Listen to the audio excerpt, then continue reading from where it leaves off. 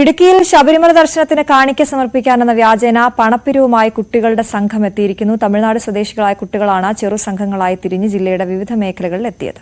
3-4 കുട്ടികളടങ്ങുന്ന സംഘമാണ് കഴിഞ്ഞ ദിവസങ്ങളിൽ ഹൈറേഞ്ചിലെ വിവിധ മേഖലകളിൽ എത്തിയത്. ശബരിമല ദർശനത്തിന് മുന്നോടിയായുള്ള വ്രതത്തിന്റെ ഭാഗമായാണ് എത്തിയതെന്നായിരുന്നു കുട്ടികൾ പറഞ്ഞത്. ചെറിയ കുടവുമായി എത്തിയ കുട്ടികൾക്ക് മിക്കവരും പണവും നൽകി.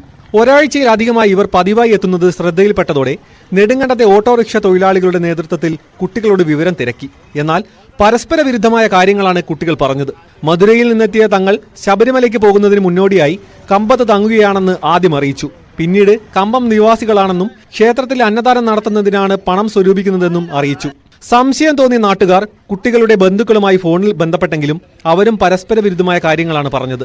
തുടർന്ന് നാട്ടുകാർ വിവരം പോലീസിൽ അറിയിക്കുകയായിരുന്നു.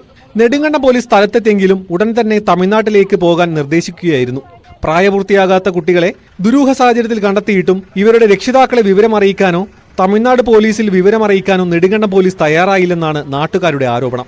അതേസമയം നെടുങ്കണ്ടത്തിന് പുറമെ തൂക്കുപാലം, അടിമാലി, കമ്പംമെട്ട്, കട്ടപ്പന, കുമളി തുടങ്ങിയ വിവിധ മേഖലകളിൽ കുട്ടികളുടെ സംഘങ്ങൾ എത്തുന്നതായും നാട്ടുകാർ പറയുന്നു. ന്യൂസ് 18 ഇടുക്കി.